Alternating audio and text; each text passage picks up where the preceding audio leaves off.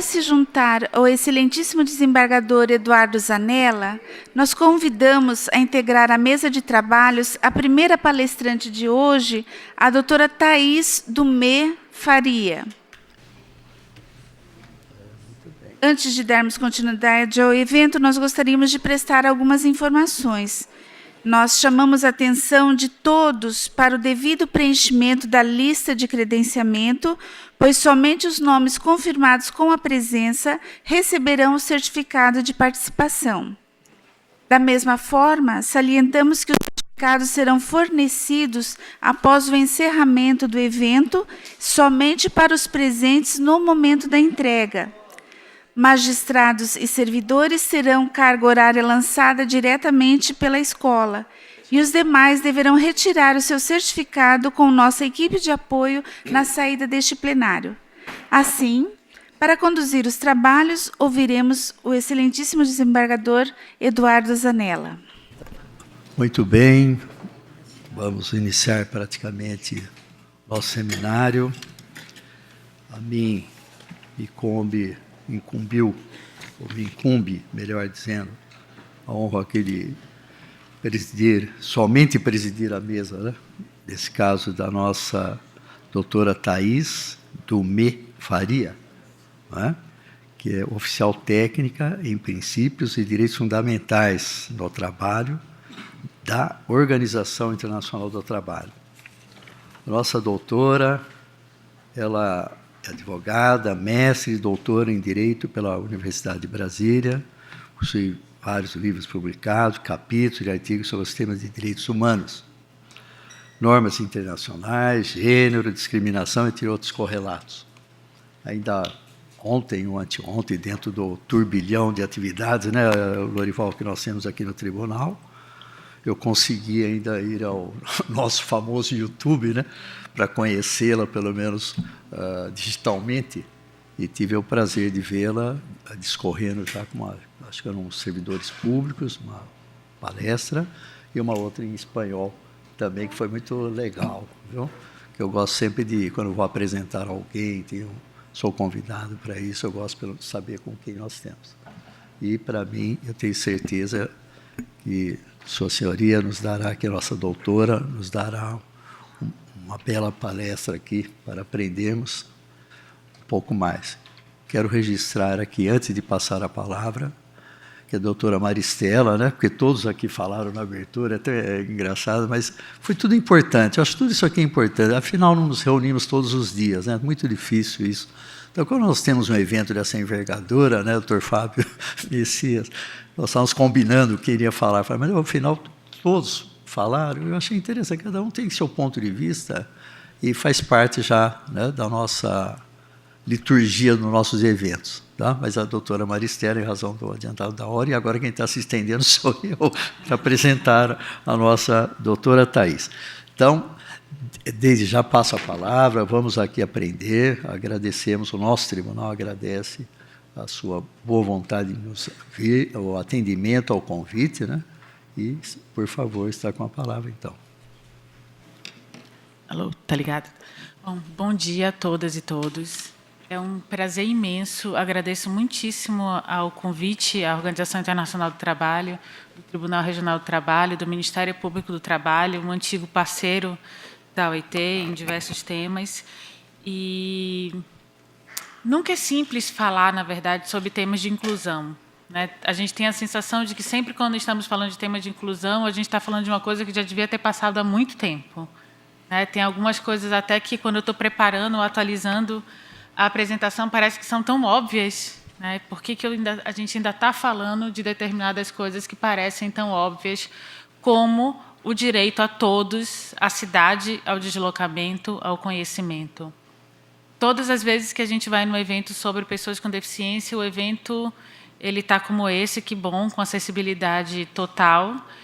Mas se a gente vai para um evento que vai falar sobre tráfico de pessoas, trabalho escravo, etc., etc., etc., a gente não tem a mesma acessibilidade em quase todos eles. Não estou falando em todos, mas em quase todos eles. E isso é um primeiro ponto. A gente tira o direito de conhecimento e de debate às pessoas com deficiência. porque os temas não são todos colocados para todas as pessoas. A televisão não dá acessibilidade a todas as pessoas. O jornal não dá acessibilidade a todas as pessoas. Então, a gente já começa do direito básico, que é o direito à informação, que nós ainda não conseguimos dar o acesso a todas as pessoas. Então, é uma exclusão desde um princípio, desde o mínimo que a gente deveria ter, que é o direito ao conhecimento, o direito ao deslocamento, o direito ao acesso. Eu não sei, cadê minha...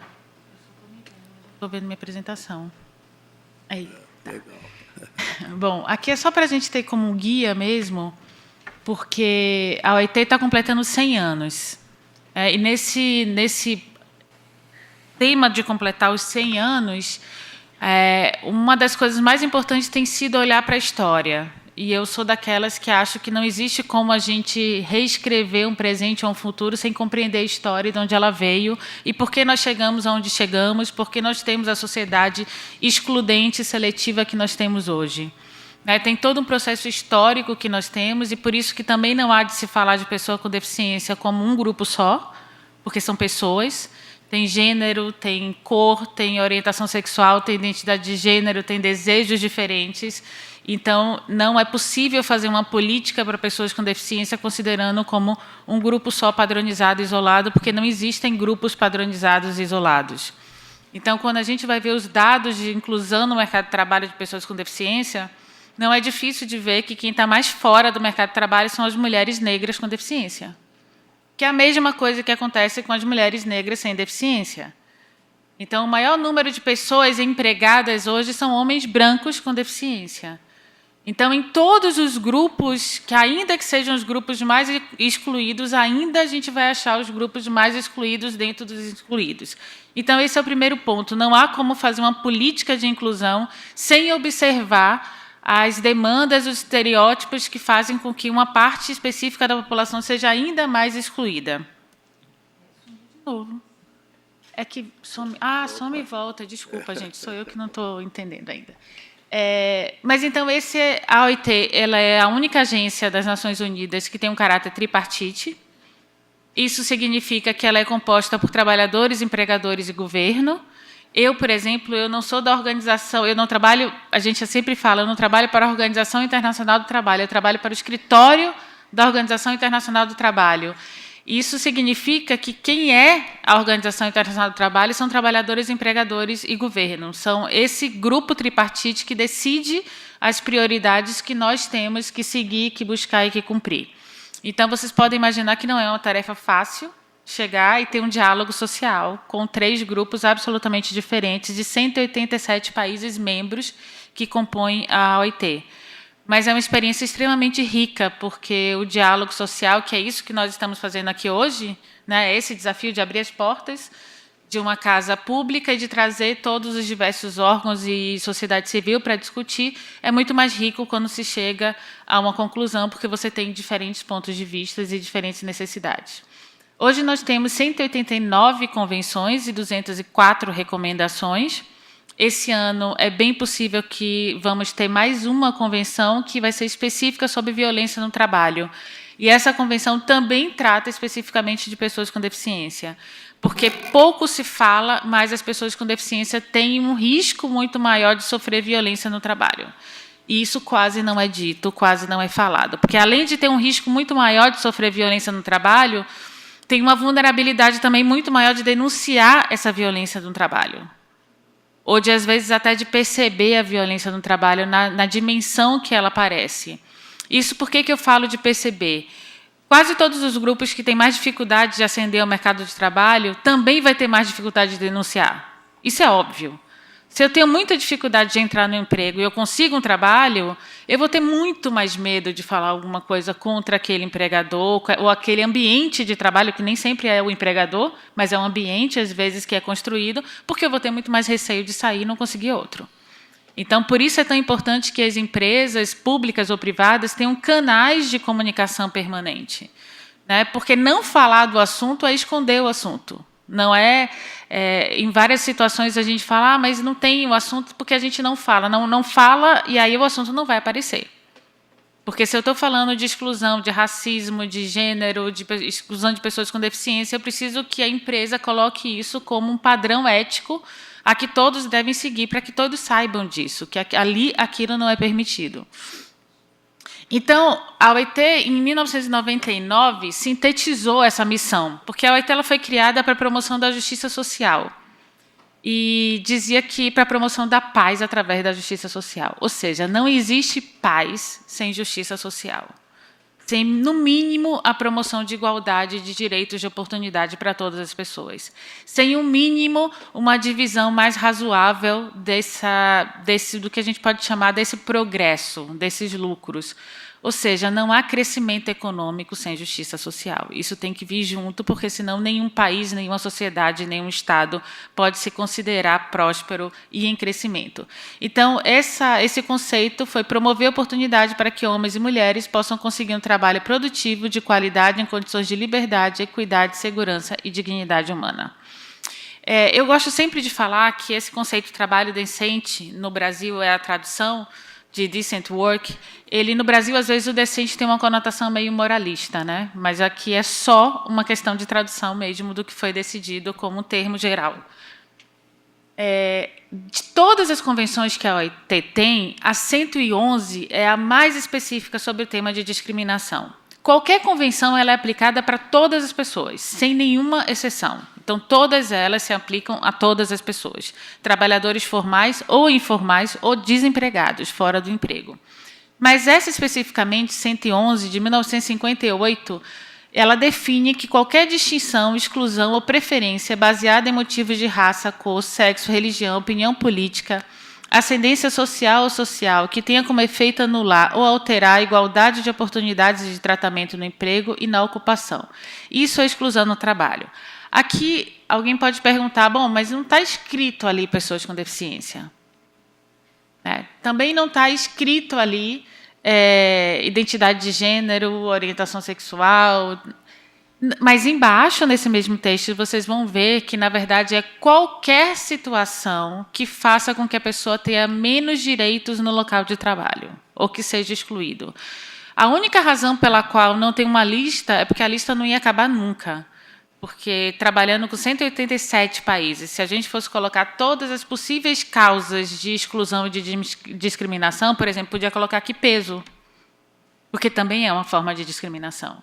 Então, seria impossível. Então, essa lista não é uma lista que seja a única, mas embaixo, qualquer situação em que você seja excluído.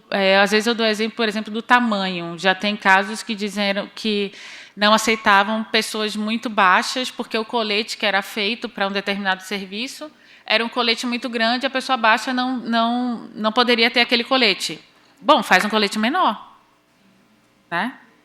Então, não é um motivo para você excluir as pessoas pelo tamanho, por exemplo, num caso como esse. Aí eu vou para o tema do que a gente chama de adaptação razoável. Eu, honestamente, eu nem gosto mais de falar do termo adaptação. Eu sei que a gente tem que fazer, porque eu acho que, como a gente está numa sociedade desadaptada, a gente precisa adaptar. Mas o ideal é que essa deveria ser a sociedade. Né? Ela não pode ser adaptada a um grupo de pessoas. Nós somos esse grupo de pessoas. Então, ter uma rampa em lugar de ter só uma escada é ter um prédio que é para todas as pessoas. Não é adaptar um prédio, porque aí, quando a gente tem essa noção, a gente parece que está fazendo um favor de fazer uma possível adaptação para aquela pessoa conseguir chegar. Não, é um direito daquela pessoa chegar a todos os lugares. Então, no momento que a gente está falando o termo adaptação razoável, a gente está falando no sentido de que nós temos ainda uma sociedade desadaptada à sua população. Então, ela precisa ser dessa forma para que todos, a partir de então, todos os prédios sejam feitos dessa maneira, pensando em todas as pessoas terem acesso. Da mesma forma, a audiodescrição. A audiodescrição é uma coisa raríssima de se ver. Raríssima. Poucos profissionais ainda que trabalham com isso, porque tem pouca demanda. E a audiodescrição é fundamental. Como é que a pessoa vai ter acesso à informação? Como é que a pessoa vai ter acesso a todos os lugares? Como é que vai compreender todo o espaço se você também priva de uma possível audiodescrição nos locais? Então, é sim um investimento. Algumas vezes eu bati cabeça, mesmo internamente. Quando a gente faz um vídeo e diz, não, mas agora tem que ter o vídeo com audiodescrição. Pô, mas aí é um valor, é um outro recurso. Mas é. Se a gente quer fazer um vídeo para todo mundo, é assim que tem que ser. Não tem nem que pensar que é uma a mais. Ele faz parte do orçamento, com audiodescrição, ponto. Não existe outro proposta de orçamento. Esse tem que ser a básica, esse tem que ser o mínimo que a gente tem que aceitar como a realização de qualquer situação que seja audiovisual. Tem que ter, faz parte dele como padrão. Então, o que a gente chama hoje de adaptação razoável é considerada cada vez mais não ser feita como uma forma inaceitável de discriminação no emprego.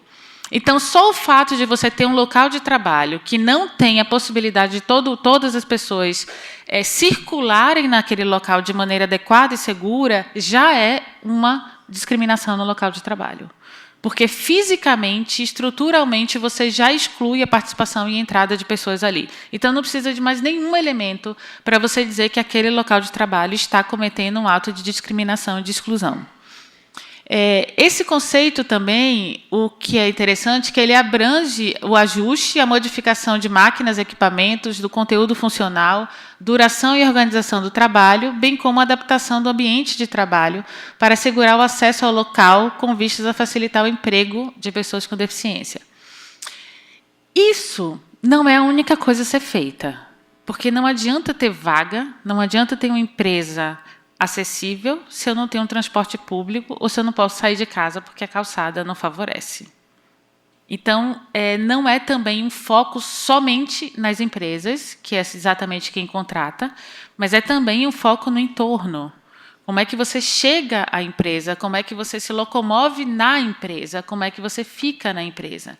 Então, a gente já viu casos, por exemplo, de ter uma empresa que fez toda a adaptação e esqueceu de colocar um banheiro próximo. E aí tinha uma moça que era cadeirante que ela começou a ter infecção urinária, porque ela não conseguia ir ao banheiro. Porque o banheiro tinha que descer, pegar elevador, descer para o segundo andar, etc, etc, etc. E quando a gente foi conversado, mas vou ter que botar um em cada andar? Eu falei, claro. Não precisa fazer um separado, faz um banheiro que seja adaptado a todo mundo. Né? Isso não deveria ser tão complicado se você pensa na planta inicial de qualquer construção. Por isso que eu falo que o conceito futuro é a gente não falar mais em adaptação. É você falar em plantas que sejam para todas as pessoas. Ponto. Da mesma forma, audiodescrição e Libras, e etc, etc. E, muito fora do que possam pensar, isso não é um custo muito grande para a empresa. A gente já tem também algumas pesquisas que mostram que a empresa gasta muito mais para fazer depois do que para fazer na planta. Isso é meio óbvio, né? Porque aí você vai ter que desfazer uma coisa que foi feita para fazer de novo. Se você faz na planta, o gasto a mais é quase nenhum. E não pode ser considerado gasto, como eu estou falando. Isso tem que ser considerado parte de todo o processo. E o ganho com isso é um ganho muito grande. Vocês vão ver ao longo do seminário, eu acho que vai ser passado alguns vídeos que a gente fez, estou aqui olhando para não passar do meu tempo, que a gente fez junto com o Ministério Público do Trabalho, e esses vídeos eles foram feitos exatamente para tirar o estigma que se falou aqui na mesa de abertura, que é a impossibilidade de algumas pessoas com deficiência chegar a determinados trabalhos. Né? Tem alguma empresa que diz, mas eu não tenho porque eu estou no chão de fábrica, como é que eu vou contratar uma pessoa com deficiência? Aí a gente fez um vídeo de várias pessoas com deficiência visual que estavam no chão da fábrica, que estavam trabalhando com máquinas e que trabalhavam com a produtividade igual ou maior do que as pessoas que não tinham deficiência visual. Então, por que não pode? Somos nós que vamos dizer que não pode? Essa é também uma arrogância que os grupos que têm um pouco mais de privilégio por vários motivos, seja cor, gênero, etc., etc., acaba tendo quase que naturalmente, de tentar dizer para o outro o que é que ele pode e o que é que não pode. Então, essa é a primeira coisa que tem que tirar. Então, por isso que foram feitos essa série de vídeos com pessoas ocupando postos de trabalho que você considera, a princípio, que não seria imaginável.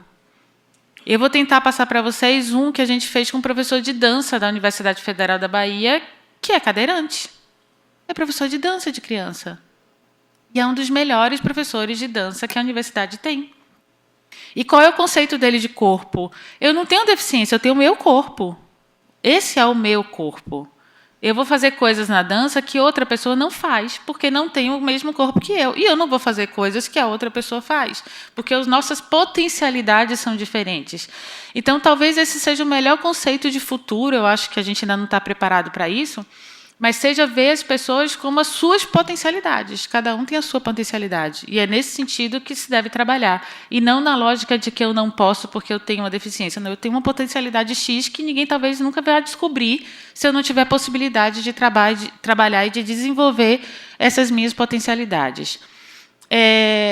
Nos Objetivos de Desenvolvimento Social que a gente chama de Agenda 2030, tem diversos resultados que são ligados à inclusão. A Agenda 2030 ela tem como uma dos motes mais importantes não deixar ninguém para trás. Não deixar ninguém para trás é exatamente fazer políticas de inclusão participativa para todas as pessoas. Né? Não permitir, não ser permissível um ambiente nem de trabalho nem de social que exclua. E, para isso não acontecer, quem não é excluído precisa entender que vai perder o privilégio de não ser o excluído. Porque a lógica de divisão social é que, quando você não é excluído, você tem um privilégio ali. Você assume uma posição que você não está competindo com todo mundo. Você está competindo, entre aspas, entre os privilegiados.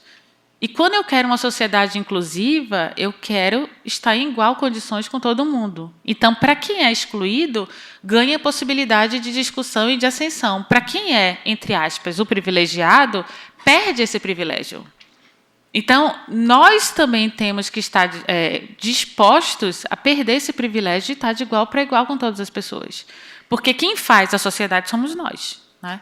Eu sempre falo, às vezes a gente está falando de, sei lá, exploração sexual de criança. Eu falo, tá, mas somos nós que exploramos. Né? Então, nós temos que mudar. E nós significa todo mundo. Quem faz as empresas, quem faz o poder público, somos nós. Então, isso é preciso pensar de uma maneira um pouco mais integral. Isso não é um favor, é um direito que todas as pessoas têm. Aqui são alguns pontos positivos que, em várias pesquisas, já foram feitas e que isso não é uma discussão. Essa é uma das coisas que eu nem gosto muito de falar, porque essa é uma das coisas que me parecem óbvias. As pessoas com deficiência, como qualquer outras pessoas, têm potencialidades, criatividades e capacidades de se desenvolver e de apoiar o desenvolvimento na empresa, seja ela pública ou privada. Isso não deveria ser questionável. O problema é que, ainda hoje, você vê a contratação de pessoas, muitas vezes para cumprir uma cota, e de pessoas que nunca vão sair daquele posto de trabalho.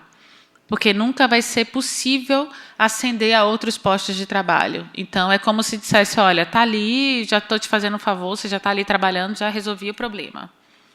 Então, essa não é a questão. Como também foi dito, não é entrar no trabalho. É ter todo o direito que eu tenho.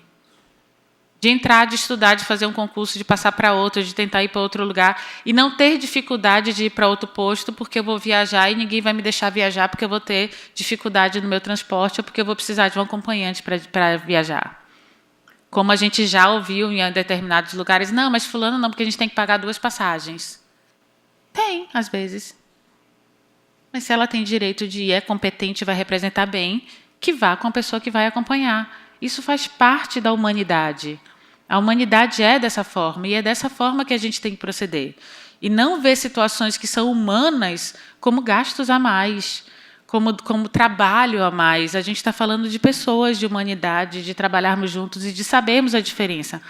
Uma vez eu vi uma das coisas mais incríveis de um diretor de empresa, uma baita empresa, eu vou dizer o nome porque foi bom que ele falou, foi a Dow Química.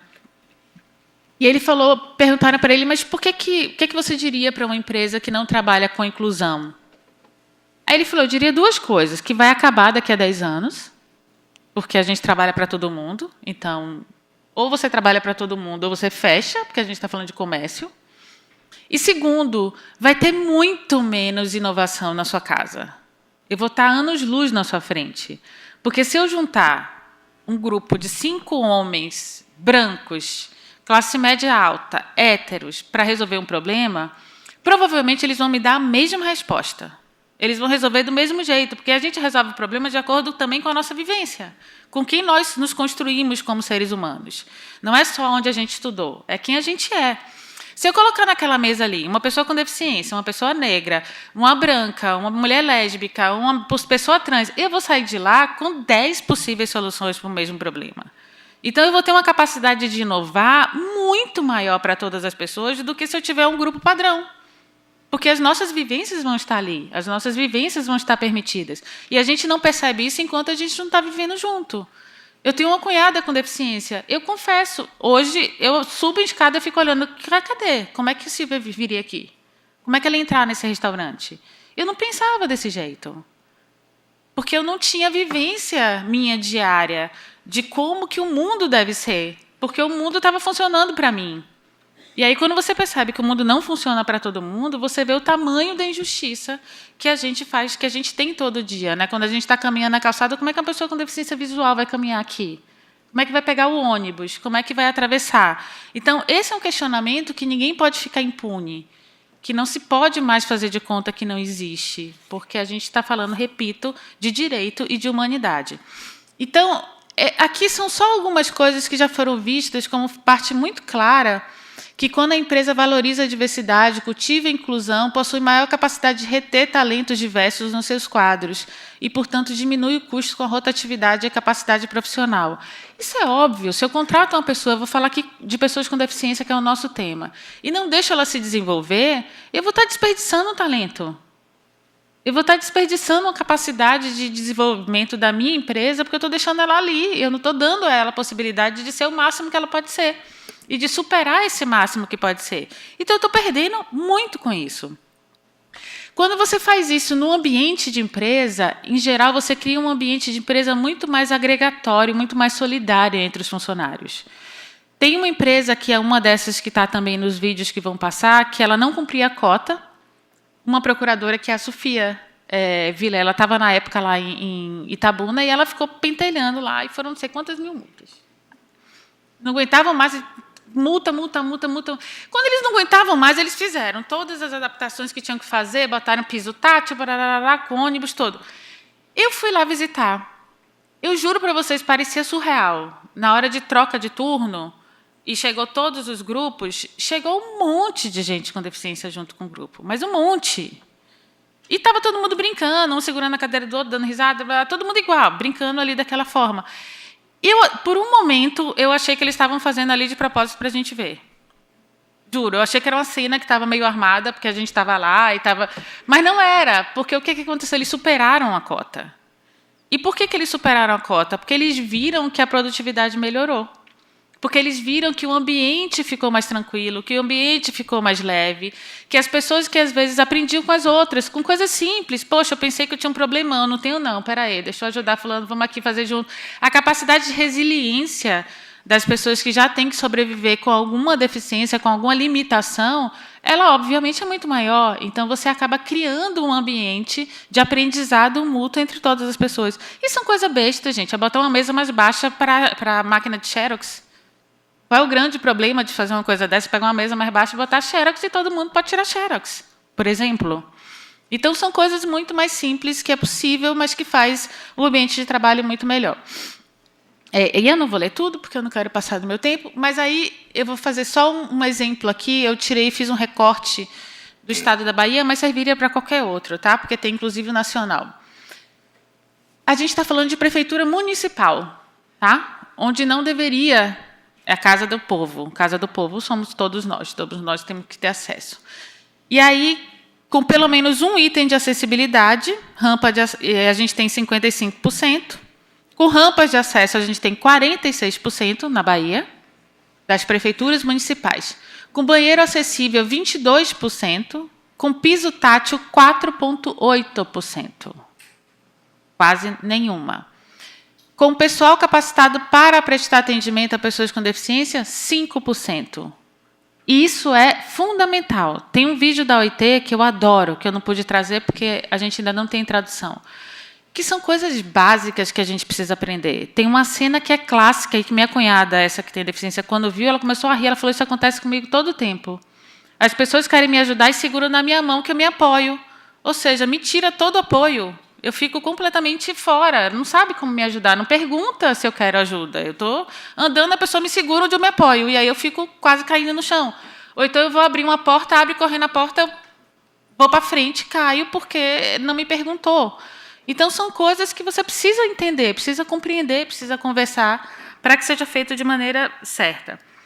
Aqui, acho que tem audiodescrição aí, mas é uma das coisas que mais me chocou, que é uma placa dizendo sanitário de pessoas com deficiência disponível no piso inferior, onde não tinha elevador. Então, é uma coisa que você não pode... né? Uma placa não garante acessibilidade, e sim a realidade do que acontece na situação. Eu vou... Não, agora já vou... Eu vou ter que pular, gente, eu trouxe algumas coisas, mas eu queria só dizer a vocês que a OIT tem a Rede Mundial de Empresas de Deficiência. É uma rede mundial composta por grandes empresas multinacionais, organizações de empregadores, rede de empresas inclusivas nacionais, Organização Internacional de Pessoas com Deficiência. E essa rede de empresa tem 10 princípios, que é promoção e respeito aos direitos, não discriminação, igualdade de tratamento e oportunidade, acessibilidade, conservação do posto de trabalho, confidencialidade, atenção a todos os tipos de deficiência, isso é importante. Eu não posso ter vaga de trabalho só para quem é cadeirante, mas eu não pensar em outros tipos de deficiência, inclusive deficiências intelectuais. Colaboração, avaliação, intercâmbio de conhecimento. Na América Latina, a gente tem a rede funcionando no Brasil, Chile, Costa Rica e Peru. Aqui são alguns materiais que tem da OIT que podem ajudar a não só criar um ambiente acessível, mas, sobretudo, pessoas que sejam mais... que eu vou dizer isso? Pessoas que sejam mais humanas no sentido do social, que possam ver o ser humano com as suas potencialidades e a gente romper de uma vez por todas essa herança que a gente tem do século XIX, do positivismo criminológico, que determinava as pessoas pelas características físicas, né? Não é à toa que a gente ainda usa a expressão, não fui com a cara de fulano. O que é isso? O que é isso, né? É dizer, eu não gostei porque eu vi alguma coisa que eu não gostei, fisicamente ou comportamental. Então, é ainda o hábito que nós temos de julgar as pessoas por características físicas, comportamentais, pela roupa, pela idade, por uma série de coisas que é preciso começar a rever e começar a ver as pessoas dentro das suas características e potencialidades. É isso, eu queria só, se tiver no ponto, passar o vídeo do Edu, que são 2 minutos, e aí a gente já fecha, que eu não vou passar meu tempo certinho. Meu nome é Edu Oliveira, tenho 40 anos e sou de Santo Amaro, da Purificação. Eu tive pólio com 1 ano de idade, então desde que eu me conheço, me lembro de ser gente, com essa possibilidade de corpo. E eu brinquei com tudo que todas as crianças brincavam, então minha mãe pegava a bicicleta e saía me empurrando. Isso era a minha maneira de brincar de bicicleta. Quem disse que brincar de bicicleta é só quem pedala. Eu empinava a pipa com uma amiga minha me carregando e a gente ia e eu segurava o elástico, eu brincava de uma ONU 1, ONU 2, ONU 3. São formas de estar no mundo a partir da experiência do corpo, que é o que eu acredito também na dança. Eu sempre quis ser artista e me entendia como artista, não é nem querer ser. Eu não sei ser outra coisa, eu sou artista. Então entrei na Escola de Belas Artes pensando nisso, é uma possibilidade de ser artista. E dentro da Escola de Belas Artes, eu encontrei uma brecha, porque na UFBA a gente pode pegar disciplinas de outras escolas. E aí eu falei, vou pegar um componente curricular na escola de teatro. E um amigo meu queria fazer dança.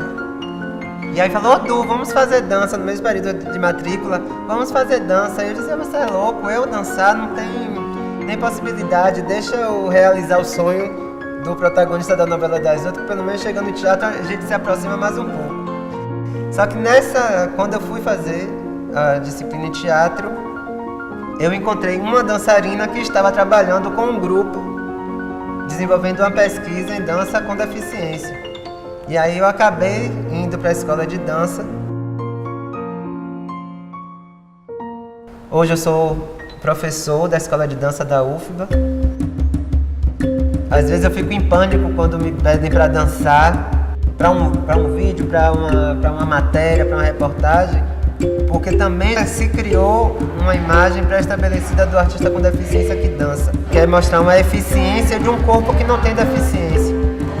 E o que eu acredito é, o meu corpo tem todas as potências e possibilidades de falar sobre ele. Eu não preciso repetir padrões de um corpo que não é meu. Eu quero eu ser o protagonista da minha fala e da minha vida, da minha história. Quando a gente falasse em dança e corpo, a gente pudesse ter vários pontos de vista, não um só. Porque também quando fala deficiência e pessoas com deficiência, é tudo um caldeirão só. Na verdade, nós somos indivíduos. E que nós temos competências e capacidades e potencialidades que outras pessoas não têm. Tem cenas que eu faço porque só meu corpo é desse jeito, só eu vou conseguir fazer. E ninguém mais vai fazer daquele jeito, assim como eu não vou fazer da forma do outro, porque são experiências diferentes. Assim eu acredito que deveria ser também encarado dentro do mercado de trabalho, dentro da sociedade. É a gente olhar para o que o sujeito pode fazer, além de apertar um botão e desligar um botão. Mas é o sujeito dentro da sua capacidade, de qualquer sujeito. Eu acho que é isso.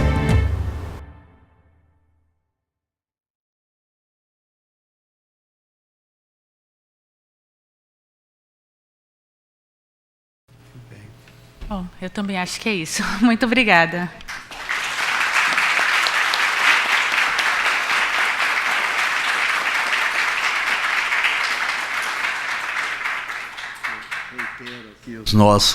Reitero nossos agradecimentos à doutora Thaís. Não pretendo me estender, né? Foi brilhante, aprendi muito e gostaria que, ao encerramento, entregar aqui algum exemplar da nossa revista do nosso tribunal e também uma lembrança doce aqui de Campinas, né? Doce por quê? Porque é um chocolate. Que a doutora Daniele queria que eu falasse que era um mimo, mas eu não vou falar que é mimo não aqui, né? É um doce. Então, vou entregá-la, agradecer aqui, viu? Muito obrigada. Por ter atendido o nosso tribunal. Muito obrigado. Foi um prazer. Bom dia. Foi um prazer muito grande. Obrigado. Obrigada, gente.